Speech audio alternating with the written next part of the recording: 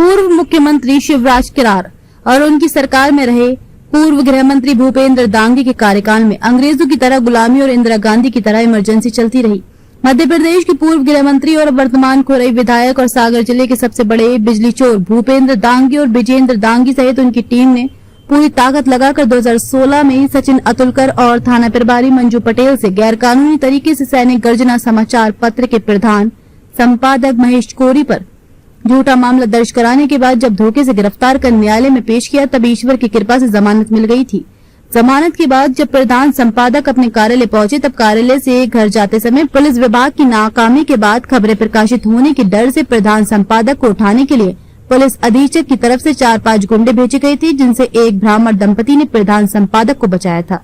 परम पूज्य संत श्री आशाराम जी बापू के कांग्रेस पार्टी द्वारा बनाई गई साजिश से झूठे केस में 2013 में जेल जाने के बाद से ही एक भूमाफिया गैंग जो सागर के पटवारी और नजूल अधिकारियों की साठगांठ करके पूरे सागर शहर की जमीनों को बेचकर आज कॉलोनाइजर कहलाने लगी है।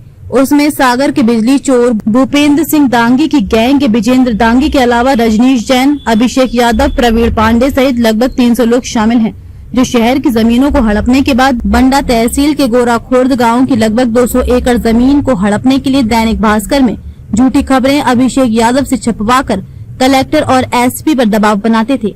बार बार समझाने के बाद जब 2017 में दैनिक भास्कर में नौकरी करने वाले पत्रकार अभिषेक यादव ने झूठी खबरें छापना बंद नहीं किया, तब सैनिक गर्जना के संपादक ने इन सब के खिलाफ खबरें लिखना शुरू कर दिया। इसके बाद अभिषेक यादव को दैनिक भास्कर में किए गए लाखों रुपए के गबन के कारण हटा दिया गया।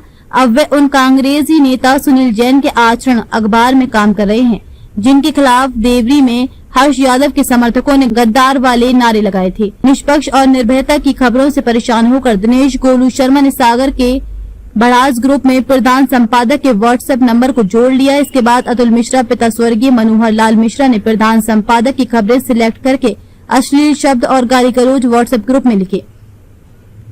इसके बाद फोन लगाकर भी गाली गलौज और अपमानित किया, जिसके बाद एक आवेदन दूसरे दिन 10 दिसंबर 2017 को थाने में दिया था।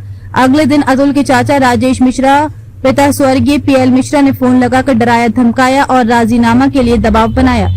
इसलिए 11 दिसंबर 2017 को एक आवेदन एसपी सत्येंद्र शुक्ल को दिया गया, जिस पर आज तक 2025 में भी कार्रवाई एसपी और थाना प्रभारी द्वारा इसलिए नहीं की जा रही है क्योंकि ये सब पूर्व गृह मंत्री और वर्तमान खुरई विधायक और सागर जिले के सबसे बड़े बिजली चोर भूपेंद्र दांगी की ओर उसके मीडिया कार्यालय प्रभारी विजेंद्र दांगी द्वारा एसपी और थाना प्रभारी को फोन लगाकर गैरकानूनी तरीके से करवाया जा रहा था।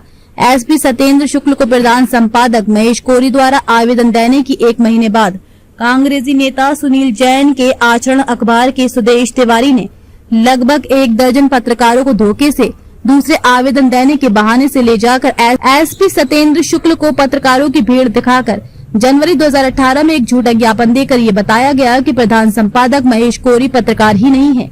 ये बात सुनने के बाद उनमें से कई पत्रकारों ने प्रधान संपादक महेश कोरी को फोन लगाकर सूचित किया कि आपके खिलाफ साजिश रची जा रही है। इसके 2 दिन बाद 13 जनवरी 2018 को राजेश मिश्रा द्वारा एक झूठा मामला गोपालगंज थाने में दर्ज कराया गया, जिसमें ये लिखाया गया कि प्रधान संपादक महेश कोरी उसके कार्यालय में आए थे और राजेश मिश्रा के ड्राइवर से झूठ बोलकर 500 रुपए ले गए। गोपालगंज थाना प्रभारी संजय सिंह ने बिना जांच के ये रिपोर्ट लिख ली थी, जबकि हमारे प्रधान संपादक राजेश मिश्रा के कार्यालय आज तक कभी गए ही नहीं।